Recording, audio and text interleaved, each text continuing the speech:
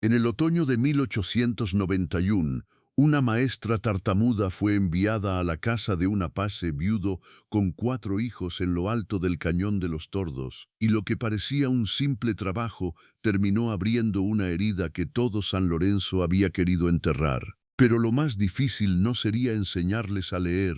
Era el otoño de 1891 cuando Jacinta Robles volvió a cruzar la plaza de San Lorenzo del Cañón con la cabeza baja y un atado de cuadernos apretado contra el pecho, como si aquellos papeles mal cosidos pudieran protegerla del juicio de los demás. El viento arrastraba hojas secas, polvo fino y murmullos viejos. En aquel pueblo pequeño, encajonado entre cerros ásperos y caminos de piedra, casi nadie olvidaba una desgracia ajena, y menos aún cuando esa desgracia tenía voz propia. Jacinta tenía 26 años, manos delgadas de tanto remendar ropa y una manera de caminar que parecía pedir disculpas incluso cuando no había hecho nada malo. Había estudiado para maestra en Durango gracias al sacrificio silencioso de su madre, una costurera viuda que había cosido de noche hasta dejarse la vista para pagarle libros, hospedaje y un par de zapatos decentes. Pero de poco le había servido aquel título cuando regresó al valle. Porque Jacinta sabía leer, escribir, llevar cuentas, enseñar historia sagrada y recitar poemas enteros de memoria. Lo que el pueblo no le perdonaba era otra cosa: tartamudeaba. No siempre, no con la misma fuerza. Había días en que lograba decir una frase completa sin tropiezo. Otros, en cambio, bastaba una mirada dura o una risa mal disimulada para que las palabras se le hicieran pedazos en la garganta como vidrio fino. Y en San Lorenzo del Cañón había demasiadas miradas duras, demasiadas sonrisas crueles, demasiada gente convencida de que una mujer que no podía hablar con soltura tampoco podía enseñar nada valioso. Por eso, cuando la escuela del pueblo quedó vacante tras la muerte del anciano profesor Eusebio, Jacinta se presentó con su carpeta de certificados planchada con esmero y el corazón lleno de una esperanza que casi le dolía. Esperó 2 horas en el corredor del ayuntamiento, oyendo cómo adentro discutían hombres que jamás habían abierto un libro completo en su vida. Al final, no eligieron a la mujer más preparada, sino al sobrino del boticario, un muchacho presumido que escribía Nación con Z y creía que los niños aprendían mejor a golpes. «No es por maldad, señorita Robles», le dijo el secretario, sin mirarla de frente. Pero una maestra debe tener presencia. Aquella palabra se le quedó clavada durante semanas. Presencia, como si la dignidad dependiera del modo en que la lengua obedecía. Como si una mujer herida valiera menos por demorarse en decir su propio nombre. Desde entonces, Jacinta sobrevivía dando clases particulares a 2 niñas enfermizas de la familia Salvatierra y copiando cartas para quienes no sabían escribir. Ganaba poco, apenas lo suficiente para sostener a su madre, doña Elvira, cuya tos se había vuelto más honda con el último invierno. Vivían en una casita de adobe junto al arroyo seco, con una mesa coja, una lámpara de queroseno y un baúl donde Jacinta guardaba, como otras mujeres guardaban joyas, sus libros de lectura y sus cuadernos de caligrafía. Aún así, no había renunciado del todo. Cada mañana ordenaba sus materiales, afilaba lápices, cosía hojas sueltas y repasaba en voz baja lecciones que nadie le había pedido. Lo hacía porque algo dentro de ella seguía creyendo que enseñar no era solo un oficio, sino una forma de servir al mundo cuando el mundo había sido mezquino contigo. Aquella mañana de otoño, sin embargo, el aire traía algo distinto. Al llegar a la plaza vio un carruaje ligero detenido frente a la fonda de Doña Remedios. No era del pueblo, los caballos venían sudados del camino largo, y el cochero, un hombre moreno con sombrero de ala caída, preguntaba por ella. No por los Robles en general, no por doña Elvira, por ella. Jacinta sintió que el pulso se le alteraba. «¿La señorita Jacinta?», preguntó el hombre cuando la vio acercarse. Ella asintió con cautela. «Traigo recado del licenciado Barrenechea, de parte del padre Hilario y de la señora Beatriz Montalvo. Dicen que es asunto de escuela, y urgente». La sola palabra escuela le encendió algo en el pecho, pero no se atrevió a confiar demasiado. había aprendido que la esperanza, cuando se deja correr sin freno, puede humillar más que la pobreza. El cochero le extendió una carta doblada con cuidado. Jacinta reconoció de inmediato la letra elegante del padre Hilario, párroco de la misión vieja del Cañón, un hombre austero, más dado a escuchar que a condenar. Rompió el sello con dedos temblorosos. La carta era breve. Decía que en la parte alta del Cañón de los Tordos, a casi un día de camino del pueblo, vivía Matías Aimar, un apace viudo, reservado y poco querido por la gente de San Lorenzo, aunque respetado por todos los que lo conocían de verdad. Tenía 4 hijos, el mayor, de 11 años, la menor, una niña de apenas 6. Hasta entonces los pequeños habían aprendido en casa lo poco que su padre podía enseñarles y lo mucho que la vida salvaje imponía sin pedir permiso. Pero el padre Hilario creía que aquello ya no bastaba. Los niños necesitaban letras, números, disciplina de estudio, y Matías, después de años negándose, había aceptado recibir a una maestra en su casa. No a cualquiera. A Jacinta Robles. La joven volvió a leer aquella línea 3 veces, como si temiera haberla entendido mal. El párroco explicaba que la señora Beatriz Montalvo, antigua benefactora de la misión y una de las pocas personas que recordaban la formación de Jacinta, había recomendado su nombre con insistencia. El trabajo sería por 6 meses, con alojamiento, comida y un salario más digno que cualquier otro que ella pudiera conseguir en el valle. Debía partir en 2 días, si aceptaba. Abajo, en una postdata escrita con menos firmeza, el padre Hilario añadía una frase que la dejó inmóvil en mitad de la plaza. Sé que el mundo ha sido injusto contigo, hija, pero a veces Dios abre una puerta lejos del lugar donde te cerraron todas. Jacinta bajó lentamente la carta. Sintió que el ruido del pueblo se alejaba, como si de pronto las voces, los cascos, el crujido de la carreta y el pregón de la fonda quedaran detrás de un vidrio invisible. Un empleo, una casa en el Cañón, 4 niños, un apache viudo y con todo ello, un miedo nuevo. Porque aunque Jacinta no era una mujer dada a los prejuicios fáciles, había crecido oyendo historias contradictorias sobre Matías Aimar. Algunos lo llamaban salvaje por simple ignorancia, otros decían que era un hombre justo, pero endurecido por la vida. Decían que su esposa había muerto 3 inviernos atrás durante una fiebre mala y que desde entonces se había vuelto más silencioso aún. Decían también que trabajaba tierras pedregosas junto al río Angosto, criaba caballos resistentes y bajaba al pueblo solo cuando era imprescindible. Nunca pedía favores, nunca aceptaba humillaciones, nunca sonreía, y por encima de todo, decían que nadie lograba permanecer mucho tiempo cerca de aquella casa del Cañón sin sentir el peso de una tristeza antigua. Jacinta dobló la carta con cuidado y alzó la vista. Desde la esquina de la botica, 2 mujeres la observaban con curiosidad despiadada. Ya corría el rumor, sin duda.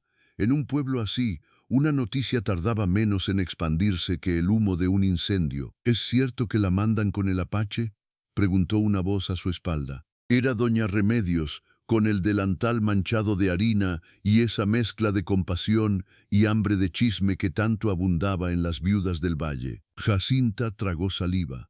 Y yo todavía no. Pues yo en tu lugar lo pensaría bien, la interrumpió la mujer. Ese hombre no es malo, dicen, pero vive como si el mundo entero le debiera un entierro.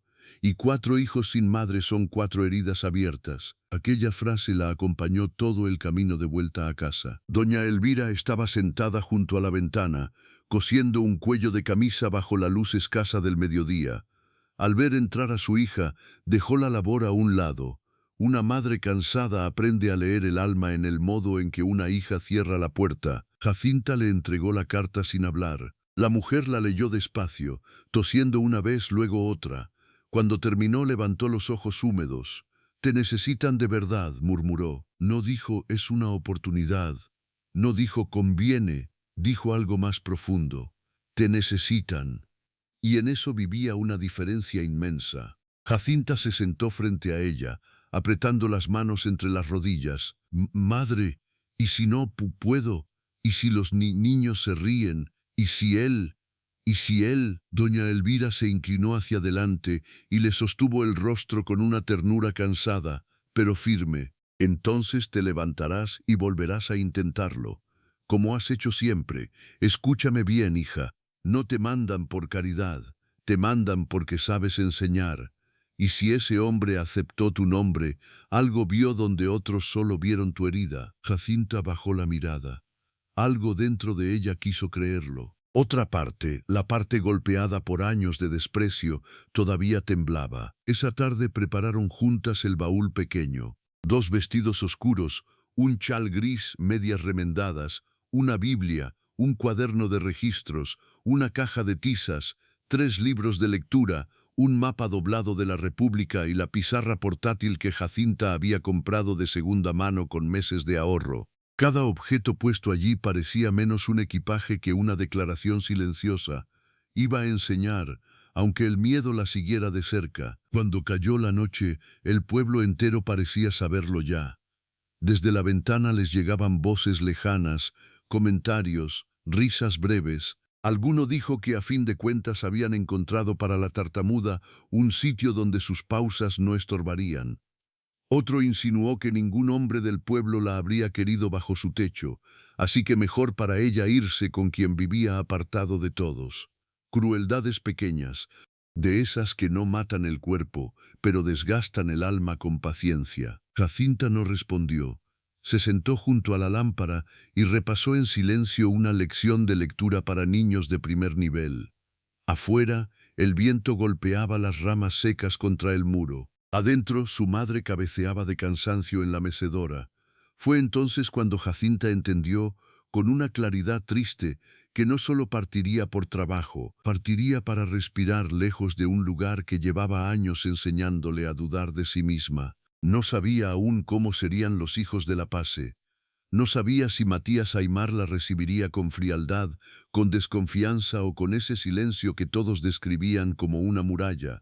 No sabía que en aquella casa del Cañón había secretos dormidos bajo la tierra, ni que su propio apellido guardaba una historia que nadie le había contado completa. Mucho menos imaginaba que un hombre del pasado, un exalcalde lleno de codicia y memoria torcida, estaba a punto de volver al valle con los ojos puestos en un terreno cuyo verdadero dueño él creía haber borrado para siempre. Pero esa noche, mientras apagaba la lámpara y se recostaba vestida sobre la cama angosta, Jacinta sintió que algo se movía en el destino. No era paz. La paz todavía estaba lejos. Era otra cosa. La sensación temblorosa y solemne de que su vida, por fin, estaba a punto de salir del lugar donde la habían dejado encerrada. El amanecer de su partida llegó envuelto en una neblina pálida que hacía parecer a San Lorenzo del Cañón más viejo, más triste y más ajeno de lo habitual. Jacinta apenas había dormido. Se levantó antes de que cantaran los gallos, encendió el fogón con manos cuidadosas y preparó café ralo para su madre y para sí misma. El silencio de aquella hora tenía algo de despedida y algo de juicio, como si hasta las paredes de adobe supieran que una mujer como ella no abandonaba el pueblo sin que antes se levantaran sobre su nombre toda clase de conjeturas. Doña Elvira insistió en peinarla ella misma. Lo hizo sentada detrás de su hija, con los dedos lentos y tibios, desenredándole el cabello oscuro hasta trenzarlo con la prolijidad de las madres que no tienen riquezas que dar, pero sí gestos que duran toda la vida. Después le acomodó el cuello del vestido gris, le alisó el chal y la miró en silencio durante un largo momento. Jacinta bajó la vista. Madre. No, la interrumpió la mujer con una dulzura grave. Hoy no quiero que me hables con miedo.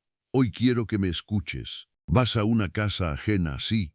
Vas con un hombre del que la gente habla demasiado y conoce muy poco también, pero no vas como una mendiga ni como una carga, vas como maestra, y una maestra entra donde hace falta luz. A Jacinta se le humedecieron los ojos. No respondió. Sabía que, si lo intentaba, la emoción le trabaría aún más la voz. Poco después se escuchó el ruido de ruedas sobre la calle de tierra.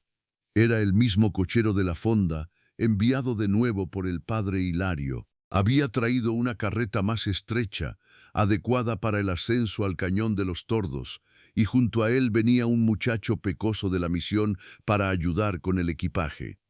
No era mucho lo que Jacinta llevaba, pero aún así el baúl parecía pesar más de lo normal, tal vez porque no cargaba solo ropa y libros, cargaba el resto de la fe que le quedaba en sí misma. Las despedidas en los pueblos pequeños nunca son del todo íntimas. Mientras subían el baúl y la caja de materiales, dos vecinas fingieron barrer sus portales para verla marcharse. Un hombre que arreglaba riendas en la esquina levantó la cabeza apenas lo suficiente para reconocerla y murmuró algo que hizo reír a otro. Doña Remedios salió con un pañuelo en la mano y le entregó, sin mucho aspaviento, un paquete envuelto en tela. «Tortillas con queso», dijo, «para el camino». Jacinta la miró sorprendida. La mujer carraspeó incómoda ante su propio gesto de bondad. «No me mires así. No porque una hable de más deja de tener corazón». Aquello casi la hizo sonreír. Cuando llegó el momento de subir a la carreta, doña Elvira la abrazó con fuerza.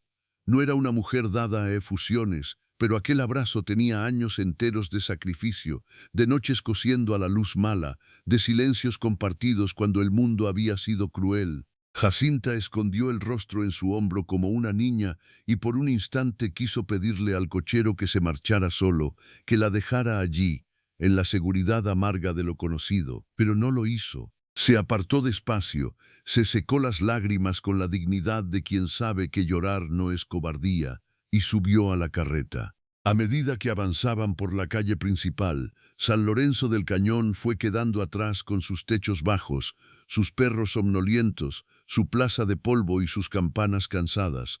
Jacinta no volvió la cabeza muchas veces, solo una, la suficiente para ver a su madre aún en la puerta, pequeña bajo la luz pálida de la mañana, sosteniéndose el chal contra el pecho.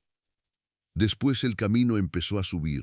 Los primeros tramos fueron conocidos: sembradíos escasos, nopaleras, una acequia casi seca y algunas parcelas donde hombres silenciosos ya trabajaban la tierra. Más arriba, el paisaje se volvió más áspero. Los árboles crecían torcidos por el viento, las piedras asomaban como huesos viejos y el sendero se estrechaba entre lomas rojizas. El cochero hablaba poco, cosa que Jacinta agradeció. A veces le señalaba un recodo peligroso o le advertía que se sujetara cuando las ruedas golpeaban una piedra grande, pero en general dejaba que el camino y el crujido de la madera llenaran el tiempo. A media mañana hicieron una pausa cerca de un ojo de agua. El muchacho de la misión dio de beber a los caballos mientras Jacinta se sentaba sobre una roca lisa con el paquete de doña Remedios entre las manos. Tenía hambre, pero más fuerte que el hambre era el nudo en el estómago. Miró la carta del padre Hilario una vez más. Matías Aimar, 4 hijos, 6 meses. Las palabras no habían cambiado, pero el peso sí. A cada legua que dejaba atrás, aquella decisión se volvía más real. ¿Y si los niños no la aceptaban? ¿Y si el padre la miraba con la misma reserva con que el pueblo la había mirado siempre? ¿Y si su tartamudez, lejos de mejorar en aquel lugar desconocido, se le clavaba aún más hondo por la tensión, como si el pensamiento pudiera invocarlo? El cochero se acercó mientras masticaba un pedazo de cecina. «No se me aflija tanto, señorita», dijo sin brusquedad. «Don Matías no es hombre de muchas palabras, pero no es un mal hombre». Jacinta alzó la vista. «¿Usted lo conoce?» «Lo he visto tratar. Baja poco, pero cuando baja, paga lo justo y no mira a nadie por encima del hombro. Eso ya es más de lo que puede decirse de muchos cristianos del valle». La joven guardó silencio. El cochero escupió a un lado y añadió, con tono más bajo: «La gente habla porque le teme a lo distinto, y porque un viudo callado con hijos pequeños siempre les parece sospechoso. Pero yo le diré una cosa. Hace 2 inviernos, cuando el hijo de mi hermana se quebró la pierna y nadie quería subir con la tormenta encima, fue ese hombre quien bajó del cañón con una mula y lo cargó hasta la misión. No pidió dinero, ni agradecimientos, solo volvió a irse». Aquella imagen se quedó con Jacinta durante el resto del trayecto. Un hombre temido por todos, bajando en medio del invierno por un niño que no era suyo. No era el retrato de un monstruo, tampoco el de un santo. Era quizás el de alguien acostumbrado a hacer lo necesario sin anunciarlo. Reanudaron la marcha. El camino se volvió cada vez más solitario. Ya no había casas a la vista ni parcelas trabajadas, solo barrancas, pinos dispersos y el rumor lejano de agua corriendo entre piedras. El aire era más fresco allí arriba, pero también más severo. Hacia el mediodía, el muchacho de la misión señaló al frente con el mentón.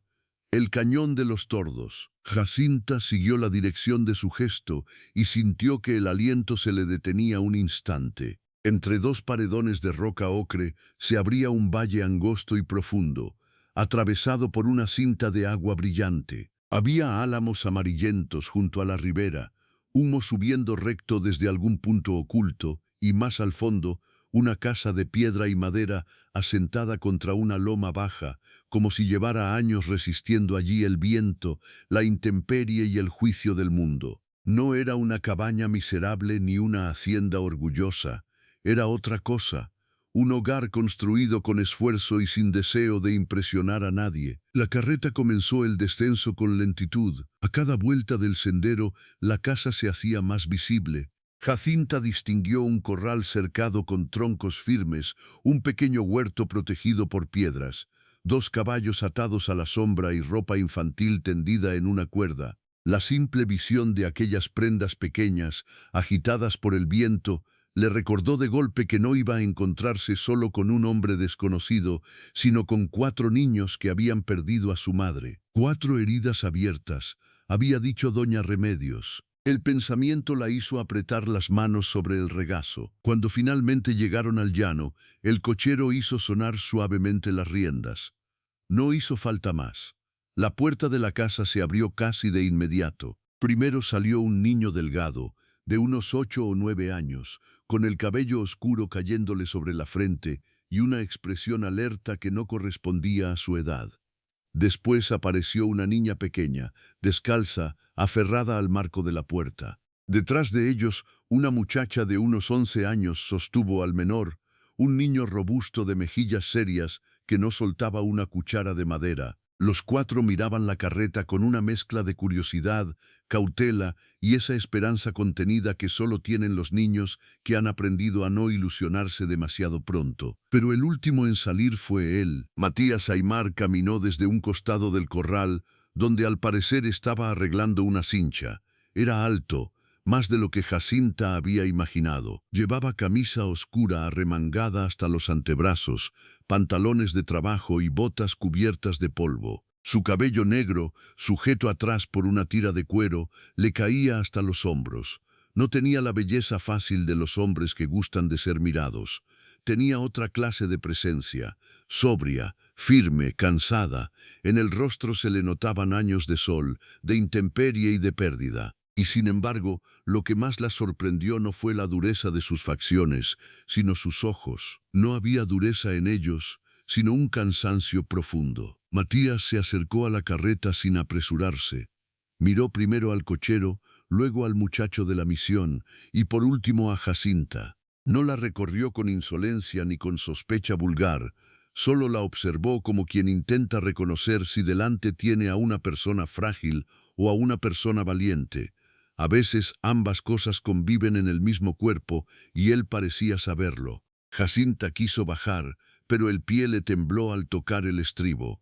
Antes de que pudiera vacilar más, Matías dio un paso adelante. «Despacio», dijo. Su voz era grave, contenida, sin brusquedad. No la tomó por la cintura ni invadió el espacio de más. Le ofreció simplemente la mano, una mano grande, curtida, inmóvil. Jacinta la miró un segundo que se le hizo larguísimo, después apoyó la suya y descendió. El contacto fue breve, pero bastó para que notara algo inesperado. Aquel hombre medía su fuerza con cuidado, como si supiera exactamente cuánto apretar para sostener sin dominar.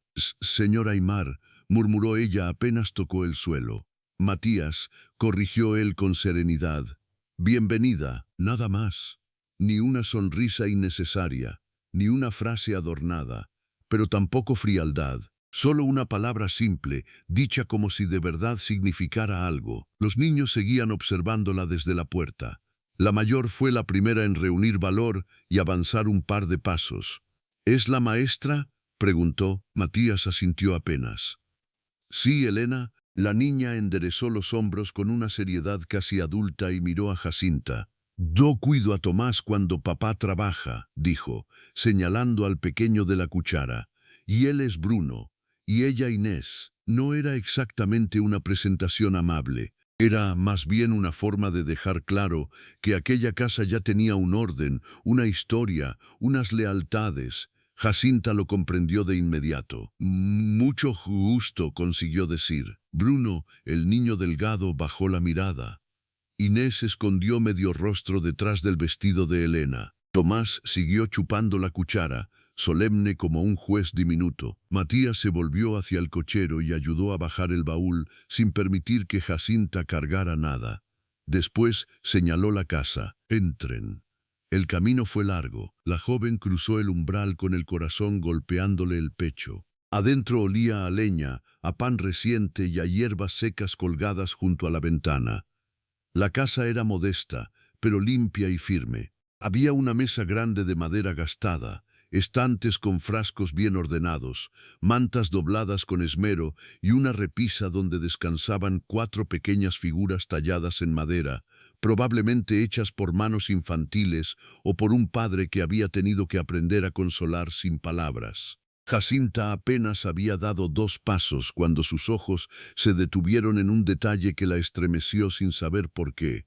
Sobre la pared del fondo, junto a una cruz sencilla, colgaba una pizarra vieja, pequeña, gastada, esperando. Y fue entonces cuando comprendió algo que no había sentido con toda su fuerza hasta ese instante. Aquella casa no la había llamado solo para llenar un vacío práctico, la había llamado porque, en medio de su dolor, todavía creía que el aprendizaje podía salvar algo. Pero mientras Jacinta intentaba serenarse ante la mesa y los niños la seguían mirando como si de su presencia dependiera un cambio que aún no sabían si temer o desear, lo que ella no podía imaginar era que bajo aquel techo no solo iba a enseñar letras, iba a entrar, sin saberlo, en una familia rota por una ausencia que aún mandaba en el aire de cada cuarto. Y la primera prueba no tardaría en llegar, porque esa misma noche, antes de que el fuego se apagara, uno de los niños haría una pregunta sobre su madre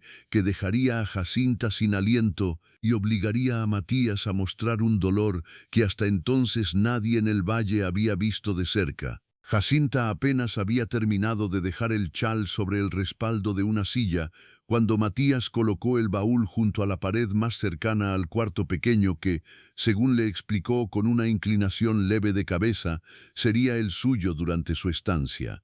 No añadió nada más, pero en aquella sobriedad había una forma de respeto que ella no estaba acostumbrada a recibir. Nadie le indicó que no tocara ciertas cosas, nadie le habló como si estorbara, nadie hizo el menor gesto de impaciencia por su presencia, y sin embargo, la tensión seguía viva en el aire, como una cuerda invisible tendida entre ella y los 4 niños. Elena fue la primera en romper el silencio. «Papá, ¿ella se quedará a cenar?» La pregunta era inocente solo en apariencia. Lo que la niña quería saber no era si aquella mujer compartiría el pan de esa noche, sino si de verdad iba a quedarse, si aquella llegada era un cambio pasajero o algo que alteraría la casa durante semanas y meses. Matías se quitó lentamente los guantes de trabajo. «Sí, y desde mañana empezará las lecciones». Bruno levantó la vista con desconfianza. «¿Aquí mismo?» «Aquí mismo», respondió Matías. Tomás, que seguía aferrado a su cuchara, miró a Jacinta como si intentara decidir si aquella mujer del vestido gris sabía hacer algo más que estar quieta.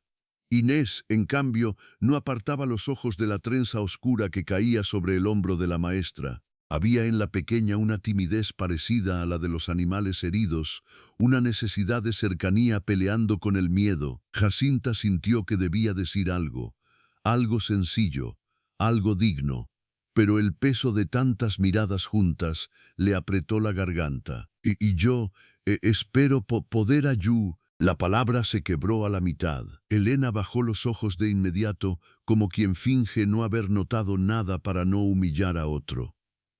Bruno frunció apenas el ceño. Inés se movió un paso hacia atrás, y Tomás, sin mala intención, preguntó con la brutal honestidad de los niños pequeños, ¿siempre habla así? El silencio que siguió fue tan repentino que hasta el fuego pareció encogerse. Jacinta sintió que la sangre le subía al rostro. Ahí estaba de nuevo la vieja herida, la misma que en el pueblo le había cerrado puertas, la misma que convertía cualquier presentación en una prueba.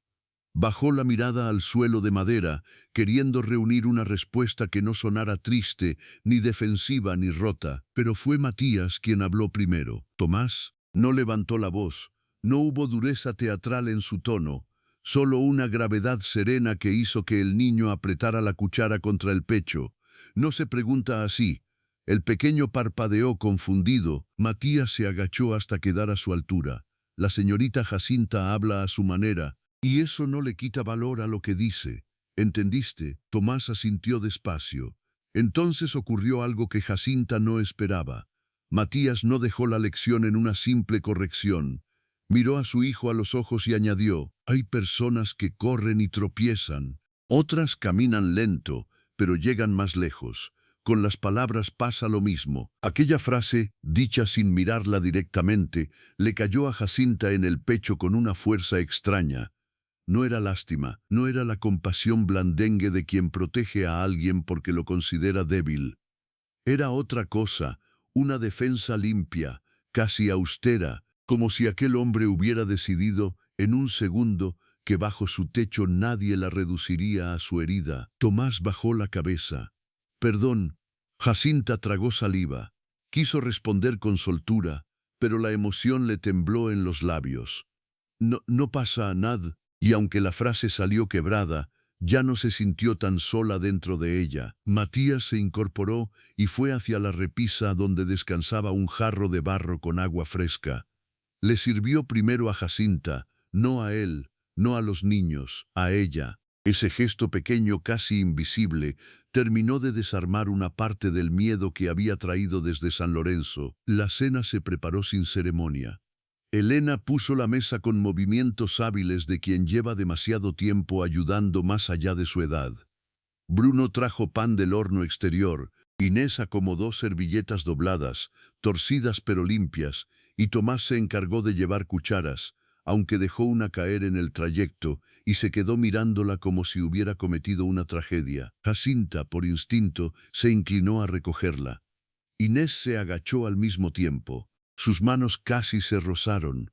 La niña alzó los ojos grandes y oscuros hacia ella, y por primera vez no retrocedió. «Y yo la lavo», susurró Jacinta. Inés asintió y se la entregó sin hablar. La sopa era sencilla: calabaza, maíz, un poco de carne deshebrada, pero estaba caliente y olía a hogar. Comieron alrededor de la mesa grande bajo una lámpara de aceite cuya luz dorada suavizaba las sombras. Matías ocupó la cabecera, no con autoridad rígida, sino con la naturalidad de quien sostiene una casa porque no tiene más remedio. Elena se sentó a su derecha, Bruno frente a ella, Inés junto a Jacinta, Tomás entre su hermana mayor y su padre. Durante los primeros minutos solo se escuchó el roce de las cucharas y algún pedido breve de pan o agua. Jacinta pensó que aquella sería una cena silenciosa y prudente, pero poco a poco los niños empezaron a hablar entre ellos con la familiaridad de quienes han aprendido a sobrevivir en medio de la falta. Bruno contó que uno de los potrillos había logrado saltar la cerca del corral del este. Elena lo corrigió diciendo que no la había saltado, sino que él había dejado mal cerrada la tranca. Inés anunció muy seria que había encontrado una piedra con forma de corazón junto al río. Tomás declaró que cuando fuera grande tendría un caballo negro y no uno pinto porque los pintos eran tercos. Matías escuchaba más de lo que hablaba. De vez en cuando asentía, hacía una pregunta corta o corregía una exageración infantil con una sola mirada. Jacinta observó todo aquello con una mezcla de ternura y desconcierto. No era una casa alegre en el sentido fácil. La ausencia estaba allí, sentada con ellos. Se notaba en la forma en que Elena vigilaba a los pequeños sin dejar de comer, en el modo en que Bruno buscaba la aprobación de su padre con cada frase. en la necesidad casi dolorosa con que Inés se inclinaba hacia cualquier gesto amable, y en Tomás, que parecía demasiado pequeño para recordar del todo y demasiado grande para no sentir el hueco, fue precisamente él quien, cuando la sopa ya casi se había terminado, soltó la pregunta que cambió el aire de la mesa. ¿Usted sabe canciones? Jacinta lo miró sorprendida. Algunas. Tomás apoyó los codos, olvidando toda corrección. Mamá cantaba cuando había tormenta. Elena bajó la cuchara de inmediato. Bruno dejó de masticar. Inés clavó los ojos en el mantel. Matías, en cambio, se quedó inmóvil. No tenso, no rígido, inmóvil de un modo más hondo, como si una puerta cerrada dentro de él acabara de abrirse sola. Tomás siguió, ajeno al peso de lo que acababa de invocar. Cantaba una de la luna y del agua. Yo ya no me acuerdo bien. Inés tampoco. Elena dice que sí, pero solo se acuerda de un pedazo. Elena murmuró, casi molesta. Tomás, pero el niño insistió. ¿Usted sabe canciones de mamá? La pregunta cayó sobre Jacinta con la misma fuerza de algo sagrado y peligroso. ¿Qué podía responder? No conocía a aquella mujer, ni su voz, ni su nombre. Solo había percibido su ausencia en cada rincón de la casa. Miró a Matías sin querer hacerlo, y entonces vio por primera vez el dolor desnudo. No era una escena aparatosa, no había lágrimas, no hubo un golpe en la mesa ni un gesto teatral de viudo atormentado. Fue algo mucho más silencioso y por eso mismo más devastador. Los ojos de Matías, que hasta ese momento habían sostenido la cena con calma austera, se oscurecieron de una manera casi imperceptible, como si de pronto el hombre que estaba allí hubiese quedado un paso atrás y en su lugar apareciera el esposo que una vez había escuchado aquella canción junto al fuego, creyendo quizás que la vida todavía no había terminado de herirlo.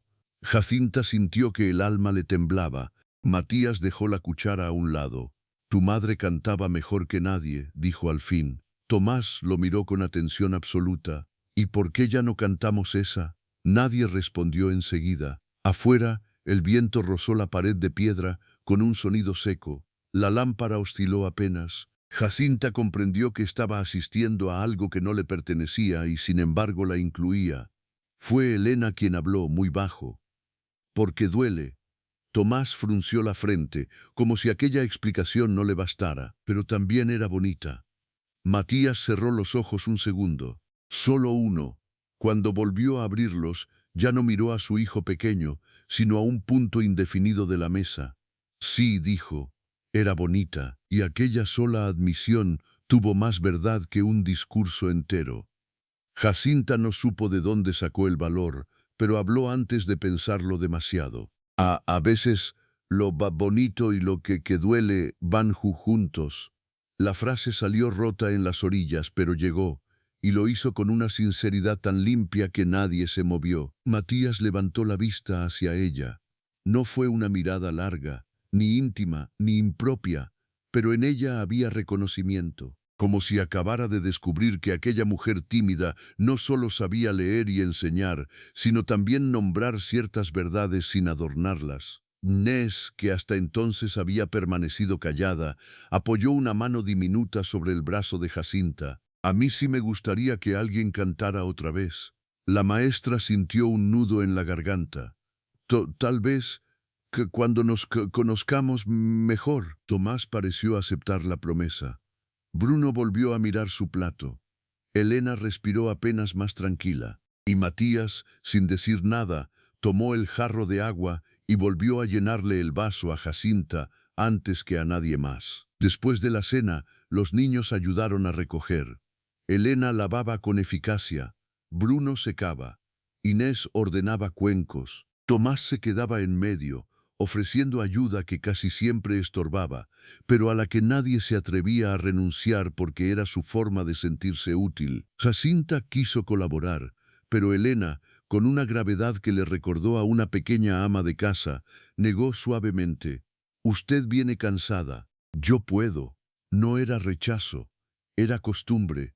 La costumbre de una niña que había llenado demasiados vacíos. Matías llevó la lámpara hasta el cuarto que sería de Jacinta. Era pequeño pero acogedor. Tenía cama estrecha, una palangana, una silla y una ventana angosta desde la que se veía el reflejo pálido del río bajo la luna. Sobre la colcha, alguien, probablemente Inés, había dejado una flor amarilla un poco marchita. Jacinta la tomó entre los dedos, conmovida. «Jo, gracias». «Fue Inés», dijo Matías desde la puerta. «Cuando le agrada a alguien deja cosas». Ella sonrió apenas. Es una niña dulce». Matías apoyó la lámpara sobre la mesa. La luz le dibujó sombras más profundas en el rostro. Lo era más antes. Aquella frase sencilla llevaba dentro un duelo entero. Jacinta no respondió. No hacía falta. Había aprendido que algunas tristezas no piden consuelo rápido, sino compañía respetuosa. Matías se quedó un momento más en el umbral, como si quisiera decir algo y no encontrara la forma. Al final habló con la misma sobriedad con que hacía todo. «Lo de Tomás en la mesa no debió pasar así. No me ofendió». Aún así, Jacinta apretó la flor entre los dedos con cuidado. «Los niños preguntan lo que sienten». «Sí», dijo él, «y a veces uno no está listo para oírlo». Por primera vez desde que había llegado, la voz de Matías mostró una grieta. Apenas una. Pero estuvo allí. Jacinta levantó la mirada. Él no parecía un hombre acostumbrado a hablar de sí mismo, mucho menos de lo que le dolía. Y sin embargo esa noche, el nombre ausente de la madre de sus hijos había quedado respirando entre ambos. «Si mañana prefiere que no», la interrumpió él con calma. «Mañana habrá clases». La joven asintió. Matías hizo una leve inclinación de cabeza y se volvió para irse. Pero antes de salir del todo, se detuvo. «Mi esposa se llamaba Amalia». Jacinta alzó los ojos. Él seguía de espaldas. «Por si alguna vez los niños hablan de ella», y entonces sí se marchó. La puerta quedó entornada. Afuera se escuchaban pasos pequeños, agua vertiéndose en una cubeta y la voz de Elena mandando a Tomás a lavarse las manos por segunda vez. Dentro del cuarto, Jacinta se sentó despacio en el borde de la cama, con la flor amarilla sobre la palma abierta. Amalia. Ahora la ausencia tenía nombre, y con ese nombre, la casa entera pareció volverse más real, más frágil, más humana. Jacinta se desató el cabello y se acercó a la ventana. El río brillaba abajo, como una cinta de estaño bajo la luna. Más allá, las montañas se elevaban oscuras y antiguas, indiferentes al dolor de los hombres. Pensó en su madre sola en San Lorenzo, en el camino dejado atrás, en el niño que preguntaba por canciones perdidas, en Elena, obligada a crecer demasiado pronto, en Inés dejando flores marchitas como ofrendas silenciosas, en Bruno observándolo todo con ojos viejos, y en Matías Aimar, ese hombre temido por el valle, llenándole el vaso de agua y defendiendo con una frase limpia la dignidad de una mujer a la que apenas conocía. Por primera vez en mucho tiempo, Jacinta no sintió solo miedo, sintió responsabilidad y también una intuición honda, todavía sin forma, de que su llegada a aquella casa no había sido un simple arreglo de escuela.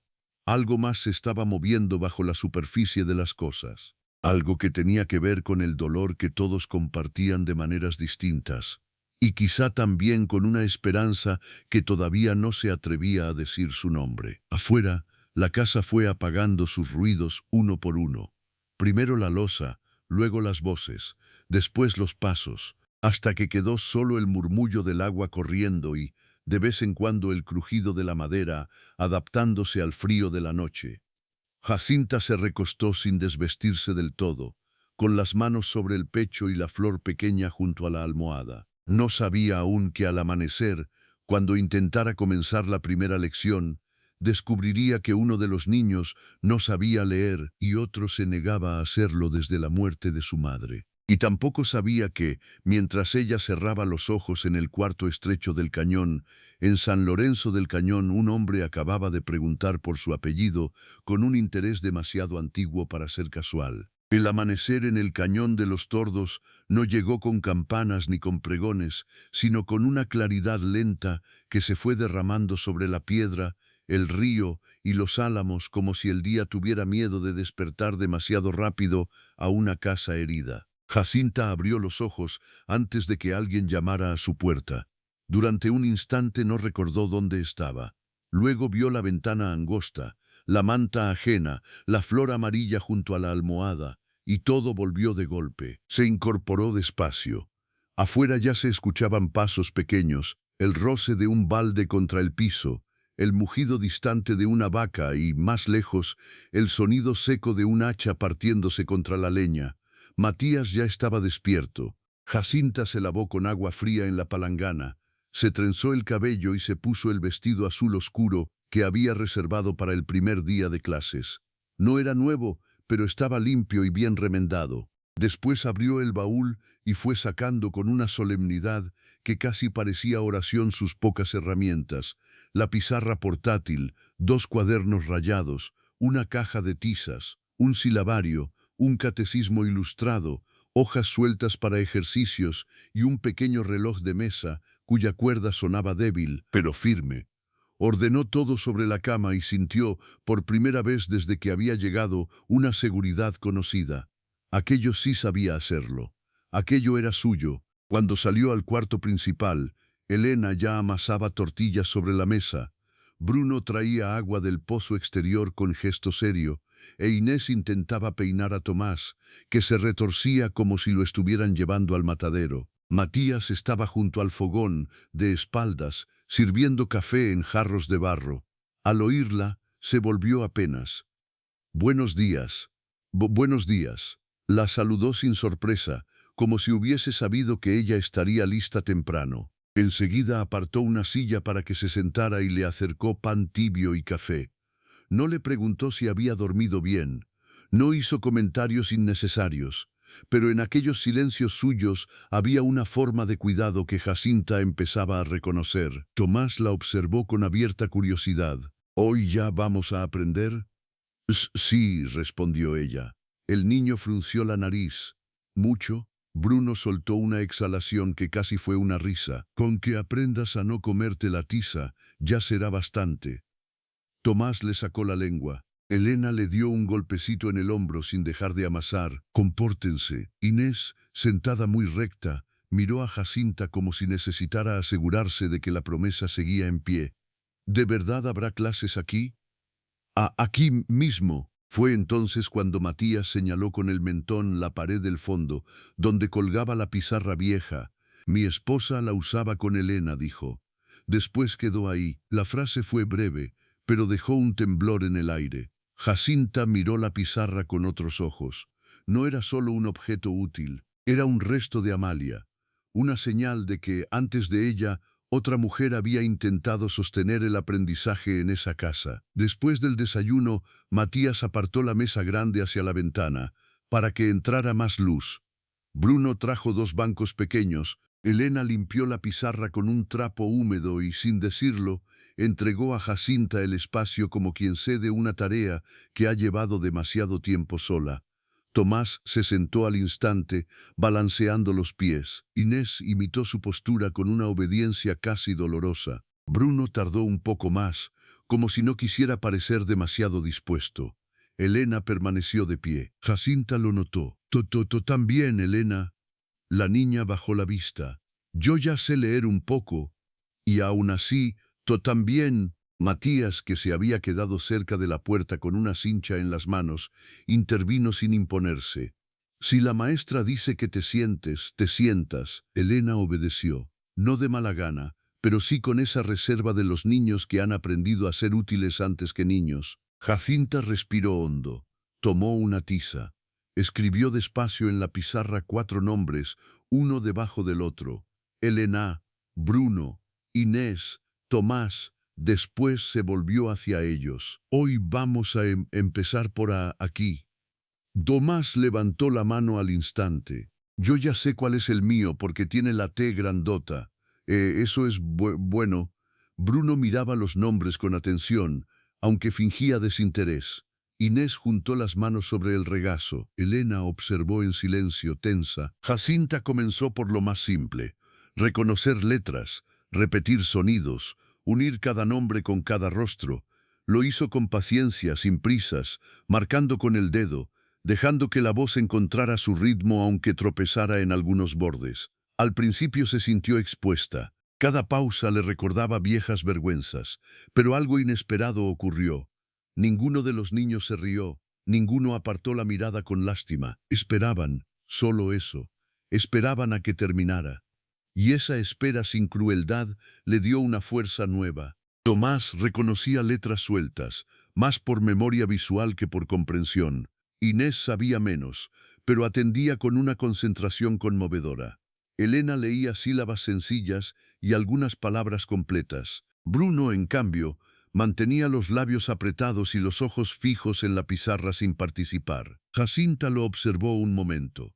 Bruno, ¿quieres intentarlo tú? El niño no respondió. Lee esta. Señaló una palabra simple del silabario, mesa. Bruno siguió inmóvil. Elena giró apenas la cabeza hacia él. Inés dejó de parpadear. Tomás, demasiado pequeño para entender del todo la tensión, miró a su hermano con impaciencia. Es fácil. Bruno apretó la mandíbula. No quiero. Jacinta sintió el cambio en el aire antes de comprenderlo. No era simple rebeldía. Había algo más espeso, más viejo. Solo inténtalo. Dije que no. La respuesta salió seca, cargada de una rabia que no parecía dirigida a ella, sino a algo más profundo. Matías levantó la vista desde la puerta. No avanzó, no interrumpió, esperó. Jacinta dejó la tiza sobre la mesa. No sabes, no quieres. Bruno la miró entonces. Y en esos ojos oscuros, demasiado serios para su edad, ella vio un dolor casi adulto, las dos cosas. Tomás se removió incómodo. Inés bajó la cabeza. Elena cerró los ojos un segundo, como si temiera exactamente ese momento. Jacinta habló más bajo. Ve Bruno, pero fue Elena quien lo dijo por fin, con la voz cansada de quien ha guardado demasiado tiempo un secreto doméstico. Antes leía con mamá. El silencio cayó de nuevo. Bruno bajó la vista al suelo, furioso consigo mismo por haber quedado expuesto. Después ya no quiso, añadió Elena. Papá lo intentó, yo también, pero cada vez que abre un libro, basta, murmuró Bruno, rojo de vergüenza. Matías dejó la cincha sobre una silla y se acercó por primera vez desde que había empezado la lección. No con dureza, no con autoridad humillante, solo con esa quietud que parecía su manera de sostener los derrumbes. La maestra necesita saberlo, dijo. Bruno se puso de pie tan rápido que el banco rechinó. Pues ya lo sabe. Y salió antes de que nadie pudiera detenerlo. Tomás dio un respingo. Inés se llevó una mano a la boca. Elena se quedó inmóvil, mirando la puerta abierta. Afuera se escucharon pasos rápidos sobre la tierra y luego nada. Jacinta sintió que el corazón se le apretaba. Había visto niños caprichosos, niños asustados, niños malcriados por exceso de indulgencia. Pero aquello era distinto. Bruno no rechazaba las letras, rechazaba el lugar al que las letras lo llevaban. Matías pasó una mano por el respaldo del banco vacío. Sigan con Inés y Tomás, dijo en voz baja. ¿Puedo hablar con él? No ahora. La forma en que lo dijo no fue autoritaria, sino triste, como si conociera demasiado bien el muro contra el que ella acababa de chocar. Jacinta asintió. Continuó la clase como pudo. Inés leyó sus primeras 2 sílabas completas y casi no respiró del asombro. Tomás dibujó una A torcida que mostró con el orgullo de quien acaba de fundar un imperio. Elena respondió todo con corrección impecable, pero su mente estaba fuera, siguiendo a su hermano. Jacinta hizo lo que una maestra debe hacer cuando la emoción amenaza con romper el orden. Sostuvo la estructura, marcó ejercicios, dio pequeñas tareas, elogió con verdad, no por consuelo, y cuando terminó la primera hora, dejó a los 2 menores copiando líneas sencillas y pidió a Elena que la ayudara a guardar los cuadernos. Fue entonces cuando Matías salió sin decir palabra. Desde la ventana, Jacinta lo vio cruzar el patio y dirigirse hacia el río. Caminaba sin prisa, como si supiera exactamente dónde encontrar al niño. Elena doblaba hojas con movimientos exactos. Siempre pasa cuando hay libros, dijo de pronto. Jacinta levantó la vista. Siempre, la niña asintió sin mirarla. Mamá le enseñaba a leer en la tarde. A él le gustaba mucho. Decía que cuando aprendiera del todo, le leería historias a Inés para que se durmiera. Pero la última vez que abrió un libro fue la noche antes de que ella empeorara. Se le quebró apenas la voz, aunque hizo un esfuerzo doloroso por enderezarla. Ella estaba acostada, ya no podía levantarse, y él se sentó al lado de la cama y empezó a leerle despacito. Se equivocaba mucho, pero ella lo miraba como si fuera lo más bonito del mundo. Después ya no hubo otra noche. Jacinta sintió que las manos se le enfriaban, y él cree que no lo dice, respondió Elena. Pero yo creo que siente que si hubiera leído mejor, más rápido, más bonito, tal vez ella habría sonreído más, o se habría quedado un poco más. La lógica del dolor infantil, tan injusta como poderosa. Jacinta cerró los dedos sobre el borde de la mesa. No había manual de pedagogía que enseñara a entrar en una herida así. Afuera, junto al río, Matías encontró a Bruno sentado sobre una roca plana, con los brazos rodeando las rodillas. El niño no volvió la cabeza al oírlo acercarse. El hombre se quedó de pie a un lado durante un momento.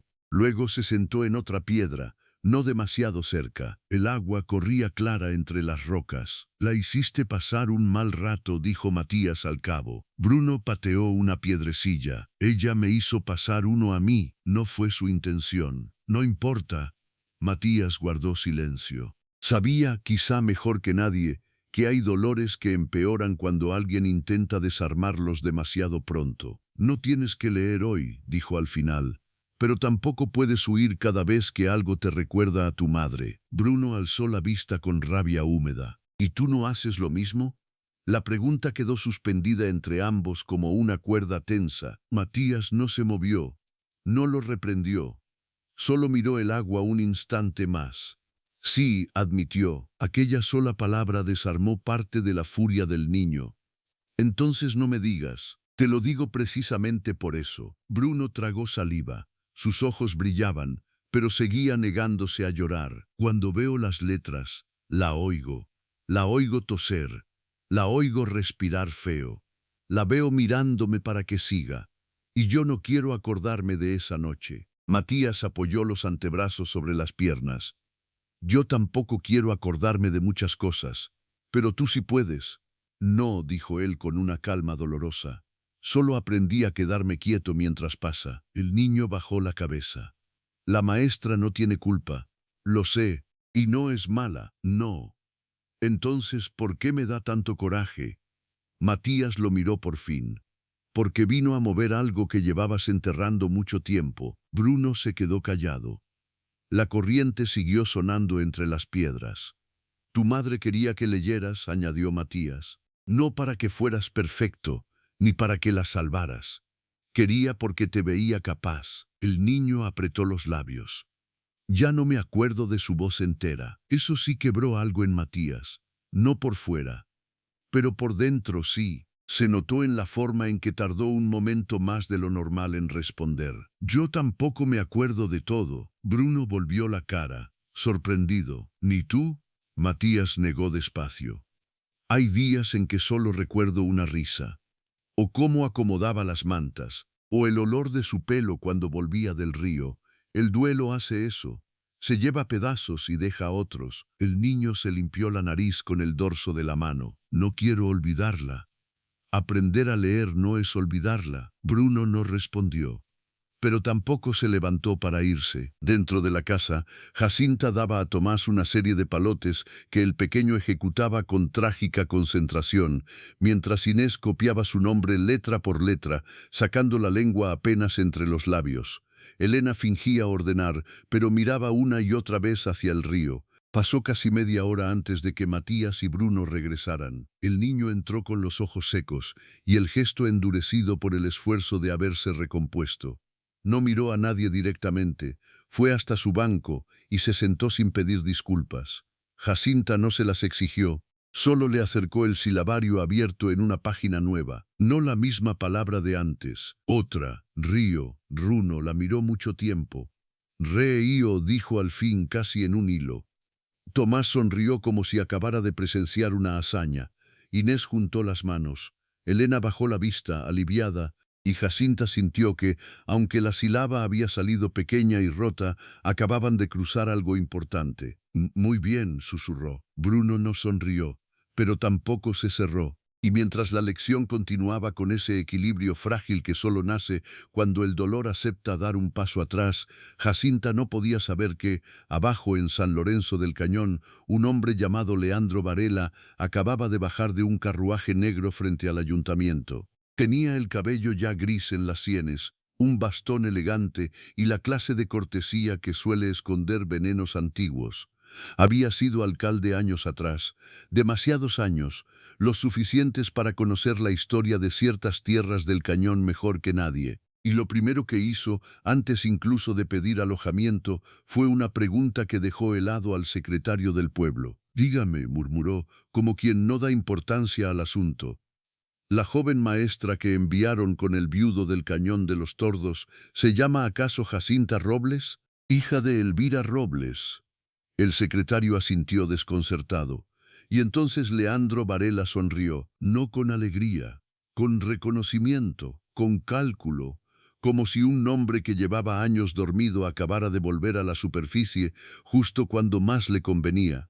Aquella misma tarde, el cielo del Cañón comenzó a cargarse de nubes bajas, densas y azuladas, como si la montaña entera presintiera que algo se estaba acercando. El aire olía a tierra húmeda y a ramas partidas.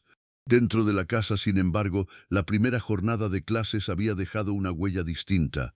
Tomás seguía repitiendo su A torcida como si fuera un tesoro. Inés había escrito su nombre completo por primera vez, con letras desiguales, pero valientes. Elena, aunque seguía seria, había permitido que la corrigieran sin esa rigidez de pequeña madre cansada. Y Bruno, después de leer Río con la voz quebrada, no volvió a huir. Para Jacinta, aquello ya era más de lo que se había atrevido a esperar. Al caer la tarde, Matías salió a asegurar el corral antes de la tormenta. Elena guardó los cuadernos. Tomás se quedó dormido sobre la mesa con la mejilla pegada a su hoja de ejercicios, e Inés, con una confianza todavía tímida, se acercó a Jacinta llevando entre las manos la piedra en forma de corazón que había mencionado durante la cena de la noche anterior. «Es para usted», susurró. Jacinta la recibió como si fuera una joya. «Gracias, Inés». La niña se encogió de hombros, pero sus ojos dijeron algo que su boca todavía no se atrevía a pronunciar. «Ya no eres del todo extraña aquí». Bruno observó la escena desde la puerta. Había tierra en las botas y el cabello revuelto por el viento. Durante un momento pareció debatirse entre irse o quedarse. Al final entró, dejó sobre la mesa una ramita de romero seco y murmuró sin mirar a nadie, «para que no huela a humedad cuando llueva». No era una disculpa, no era ternura abierta, pero en un niño como él, herido y orgulloso, aquello era casi un abrazo. Jacinta sintió que algo en su pecho se aflojaba, y fue entonces cuando llegó el golpe en la puerta. No fue un llamado normal, fue seco, firme, extraño a la casa. Elena levantó la cabeza de inmediato. Bruno se tensó. Inés corrió junto a Tomás dormido, como si el ruido mismo pudiera hacerle daño. Jacinta miró hacia afuera justo cuando Matías aparecía en el umbral, entrando desde el corral con el rostro endurecido por una alerta que no había estado allí un segundo antes. Volvieron a llamar. Matías cruzó la habitación sin prisa aparente, pero con una clase de control que solo tienen los hombres acostumbrados a que el peligro no anuncie su verdadero tamaño desde el principio. Abrió la puerta. Bajo el cielo encapotado, con un abrigo oscuro y bastón fino, estaba Leandro Varela. Jacinta no lo conocía, pero el nombre, que había oído alguna vez en boca de su madre como se pronuncian ciertas cosas que es mejor no revolver, le atravesó el cuerpo antes de que la memoria alcanzara a ordenarse. Leandro se quitó el sombrero con una cortesía pulida. «Buenas tardes. Lamento llegar sin aviso». Matías no se movió del marco. Entonces debió pensarlo antes. La respuesta fue tan seca que incluso el viento pareció detenerse un instante. Leandro sonrió con amabilidad de hombre acostumbrado a disfrazar el veneno de urbanidad.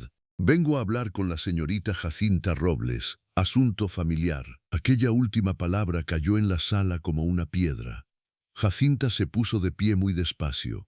El nombre completo en boca de aquel hombre, allí, en el cañón, sonó de inmediato a amenaza antigua. Matías volvió apenas el rostro hacia ella, lo suficiente para medir su reacción.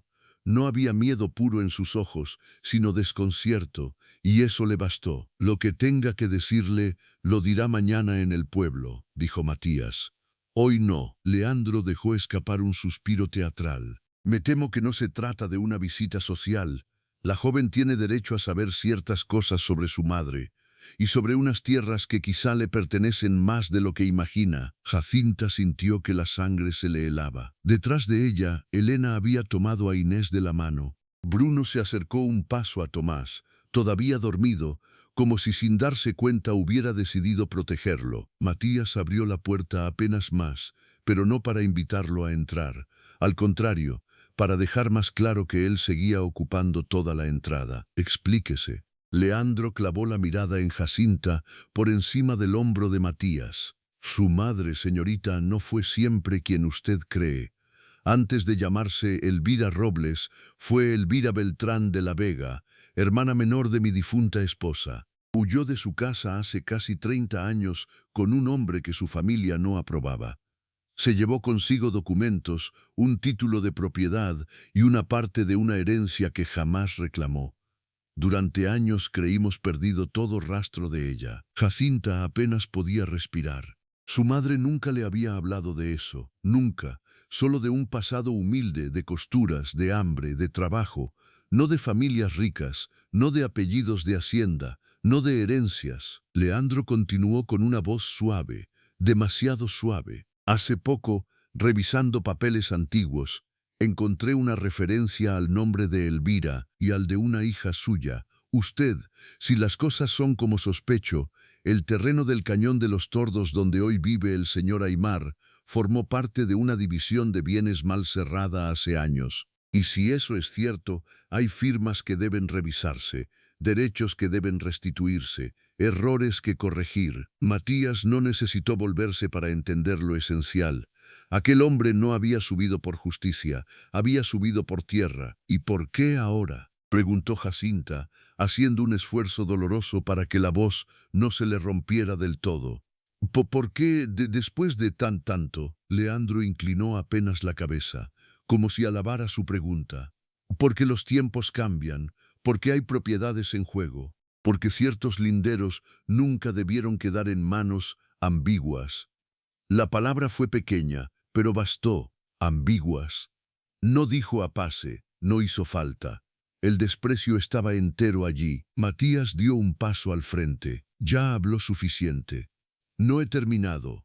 Sí, la voz de Matías no subió, pero se volvió de una firmeza tan absoluta que incluso Leandro dejó de sonreír por primera vez. Escúcheme bien, Varela. Si trae pruebas, las presentará ante el juez. Si trae rumores, se los lleva de vuelta por el mismo camino por el que subió. Pero no volverá a pararse en mi puerta al anochecer para inquietar a una mujer y asustar a mis hijos. Leandro lo miró con frialdad. No olvide con quién habla. No olvido nada, respondió Matías. Ni quién soy yo, ni quién es usted. Durante un segundo, el aire entre ambos se tensó como cuerda de lazo. Leandro se volvió entonces hacia Jacinta una última vez. Piense en lo que le he dicho. Su madre le ocultó una verdad, y quizá también le ocultó lo que usted vale. Si decide escucharme, estaré en la fonda del pueblo hasta el domingo. Se puso el sombrero, giró con lentitud y bajó los escalones de piedra bajo las primeras gotas de lluvia. Matías cerró la puerta sin apresurarse. Luego echó la tranca. Dentro de la casa, nadie habló al principio. Solo se escuchó el golpeteo de la lluvia empezando sobre el techo y la respiración alterada de Jacinta, que sentía el corazón golpeándole las costillas como un animal atrapado. Fue Tomás quien se despertó sobresaltado. ¿Qué pasó? Elena lo abrazó antes de que nadie respondiera. Nada, solo está lloviendo, pero no era verdad. Todos lo sabían. Jacinta se llevó una mano a la frente. El cuarto pareció inclinarse apenas. Tantos años viviendo con una historia incompleta, tantos silencios de su madre, Y ahora de pronto, ese hombre llegaba con apellidos, herencias, títulos y la insinuación de que aquella tierra podía ser usada para arrancarle a Matías algo que tal vez le pertenecía por vida, trabajo y dolor. Y yo no sabía, murmuró. Matías la miró, y en esa mirada no hubo sospecha, ni reproche, solo una calma grave. Lo sé. Aquellas dos palabras fueron un refugio inesperado. Jacinta bajó la cabeza y las lágrimas empezaron a caerle sin permiso. No de miedo solamente, también de vergüenza, de rabia, de sentirse de pronto usada por un pasado que jamás eligió. No quiero que, por mi culpa, Matías cruzó la sala y se detuvo a una distancia respetuosa, la misma con la que siempre se acercaba a lo frágil. Míreme, a Jacinta le costó obedecer, pero lo hizo. Nada de esto es culpa suya, dijo él. Si ese hombre vino hoy, no fue porque usted haya hecho algo mal.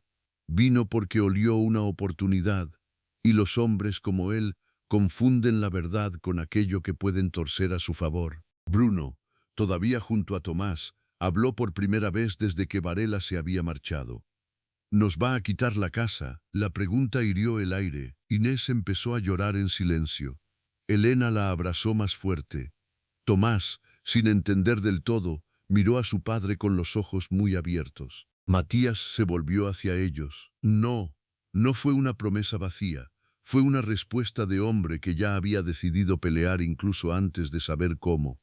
Esta casa no se abandona. ¿Me oyeron? Los cuatro asintieron, aferrándose a la firmeza de su voz, como a una tabla en medio de la corriente. Jacinta se secó las lágrimas con el dorso de la mano. Algo dentro de ella, que llevaba años doblándose ante cada injusticia, empezó a enderezarse, tal vez por la presencia de esos niños, tal vez por la dignidad callada de Matías, tal vez porque por primera vez el peligro no la encontraba sola. Mi madre, si me ocultó algo, debió tener una razón, dijo, con esfuerzo pero sin bajar la mirada. Pero no voy a dejar que ese hombre use mi nombre para hacer daño. Matías sostuvo sus ojos un instante más largo de lo habitual. Y entonces, por primera vez desde que se conocían, algo cambió entre los dos de manera visible. No fue romance repentino, no fue dulzura fácil, fue algo más hondo y más serio. Reconocimiento, la certeza de que ella no era una visitante frágil a la que había que proteger del mundo, sino una mujer capaz de mantenerse en pie dentro de la tormenta. Mañana bajaré al pueblo, dijo él. Hablaré con el padre Hilario y con el escribano. Usted no irá sola a ningún lado, y no hablará con Varela sin que yo esté presente. Jacinta quiso objetar por orgullo, pero la verdad era más fuerte que el orgullo. Asintió. Esa noche la tormenta cayó con toda su fuerza sobre el cañón. El viento azotó puertas y ventanas. La lluvia bajó por las laderas como si quisiera arrancar la montaña de raíz. Pero dentro de la casa nadie durmió como la noche anterior. Tomás terminó en brazos de Elena. Inés, después de llorar un rato, pidió acostarse junto a Jacinta, solo hasta que pase el ruido. Bruno fingió no tener miedo, aunque se quedó leyendo sílabas viejas junto al fuego solo para no irse a la cama todavía. Y Matías pasó buena parte de la noche sentado en una silla cerca de la puerta, con la lámpara encendida y la mirada fija en las sombras del exterior. Fue cerca de la medianoche cuando Jacinta salió del cuarto para buscar agua y lo encontró aún allí. El fuego apenas alumbraba su perfil cansado. Debería descansar. Matías negó con suavidad. Usted también. Ella se quedó de pie unos segundos, con el jarro en la mano. ¿Cree que dice la verdad? Matías tardó en responder. Creo que mezcla verdades con veneno. Es lo que hacen los hombres como él. Jacinta apretó los dedos alrededor del barro frío. Mi madre nunca me habló de esos nombres. Entonces esperaremos a oírla a ella. La joven bajó la vista. Y si es cierto, si esta tierra... Matías se puso de pie. Esta tierra la trabajó mi esposa conmigo. Aquí enterré a mis muertos. Aquí crecieron mis hijos. Ningún papel de un hombre codicioso va a borrar eso. Después hizo una pausa y añadió, más bajo. Pero si su madre fue despojada de algo, tampoco permitiré que la usen a usted para ocultarlo. Jacinta alzó los ojos. Bajo la luz pobre de la lámpara, aquel hombre parecía más cansado que nunca, pero también más firme, y sintió, con una claridad que la estremeció, que el verdadero peligro no estaba donde el valle había mirado durante años. No estaba en el apache viudo, estaba en los hombres respetables que sonreían mientras robaban memoria, apellidos y tierra. A la mañana siguiente bajaron al pueblo. Doña Elvira los recibió con el rostro descompuesto apenas escuchó el nombre de Leandro Varela. No lo negó, no pudo. Con lágrimas viejas, contó por fin la verdad. Había nacido en una familia acomodada del norte, sí. Había huido enamorada de un hombre pobre, sí. Y su cuñado Leandro, viudo de su hermana, había maniobrado durante años para quedarse con propiedades que no le correspondían del todo. Entre ellas, una franja de tierras del cañón que en los papeles quedaba ligada a una herencia nunca bien cerrada. Elvira había callado para proteger a su hija de aquella gente, para que nadie la reclamara por interés, para que el pasado no volviera, pero el pasado había vuelto. La diferencia era que ahora Jacinta no estaba sola. Con el padre Hilario, el escribano del distrito y 2 testigos antiguos de la misión, reconstruyeron documentos, fechas y firmas. Lo suficiente para demostrar 2 cosas, que Leandro Varela había ocultado parte de la herencia durante años y que no tenía derecho inmediato a expulsar a nadie del Cañón de los Tordos. Al contrario, sus maniobras podían volverse en su contra. Cuando Leandro intentó presionar en la audiencia improvisada del domingo, fue Jacinta quien se puso de pie con los papeles en la mano y la voz temblando, sí, pero firme en lo esencial. Tartamudeó. Claro que tartamudeó, pero no bajó la cabeza. Nombró a su madre, nombró el engaño, nombró el trabajo de Matías sobre esa tierra, nombró la codicia de un hombre que había esperado décadas para disfrazar de justicia lo que siempre fue ambición. Y cuando terminó, ya no importó cuánto se quebraron algunas sílabas, porque la verdad había llegado entera. Leandro Varela salió humillado, no esposado, no arrastrado, no destruido de forma escandalosa. Eso habría sido demasiado fácil. Salió peor, desenmascarado, obligado a retroceder ante un pueblo que, por una vez, tuvo que callar y mirar con otros ojos a la mujer a la que tantas veces había tratado como si valiera menos. Regresaron al cañón al atardecer. El aire estaba limpio después de la lluvia. El río corría más ancho. Y cuando la casa apareció entre los álamos, los 4 niños salieron al encuentro como si volvieran de una guerra. Inés abrazó las piernas de Jacinta. Tomás se lanzó contra la cintura de su padre. Bruno fingió que solo había salido porque quería ver el caballo. Elena, más contenida, se quedó quieta hasta que Jacinta se acercó. Entonces la niña levantó la vista y preguntó con voz baja, ¿ya no nos van a sacar? Jacinta miró a Matías. Él asintió apenas. No, respondió ella, nadie. Aquella noche cenaron juntos en una paz distinta, no perfecta. La vida rara vez concede perfecciones, pero sí una paz ganada. Bruno leyó 2 palabras más sin huir. Inés pidió volver a escribir su nombre. Tomás declaró que ahora quería aprender también la milésima porque es de maestro y de mamá. Elena dejó de vigilar la puerta cada 2 minutos, y cuando el fuego estaba bajando y el cielo del cañón se llenó de estrellas limpias, Matías salió al porche. Jacinta lo siguió unos minutos después. Se quedaron en silencio mirando la oscuridad noble de la montaña. Gracias, dijo él al fin. Ella sonrió apenas. Usted me defendió primero. Matías giró el rostro hacia ella. No, usted se defendió sola. Yo solo estuve ahí. Aquella verdad la conmovió más de lo que habría admitido. Abajo, en la casa, se escuchó la risa breve de Tomás y la voz de Elena mandándolo a dormir. El sonido subió hasta ellos como una promesa sencilla. Jacinta apretó en el bolsillo la piedra en forma de corazón que Inés le había regalado. No sabía qué forma tomaría el futuro. No sabía cuánto tardaría el valle en cambiar del todo, No sabía si el vínculo que empezaba a crecer entre ella y aquel hombre silencioso se llamaría un día amor. Eso aún debía ganarse, paso a paso, con la misma paciencia con que se aprende a leer una palabra difícil. Pero sí sabía algo. Había llegado al Cañón de los Tordos creyendo que venía solo a enseñar letras a unos niños heridos, y había descubierto sin buscarlo un lugar donde su voz rota no la volvía menos digna. A veces la vida hiere antes de revelar su misericordia. Y a veces, justo en la casa donde uno teme no ser recibido, encuentra por fin el primer gesto de respeto que llevaba años esperando. Esa fue la verdadera victoria de Jacinta Robles. No solo haber desenmascarado a un hombre codicioso, no solo haber protegido una tierra, sino haber comprendido, al fin, que el valor de un alma no depende de la fluidez de su voz, del juicio del pueblo ni del apellido que otros le ocultaron. Depende de la verdad con la que se mantiene en pie cuando todo intenta doblarla. Y en el Cañón de los Tordos, bajo un cielo inmenso y limpio, esa verdad había empezado por fin a convertirse en hogar.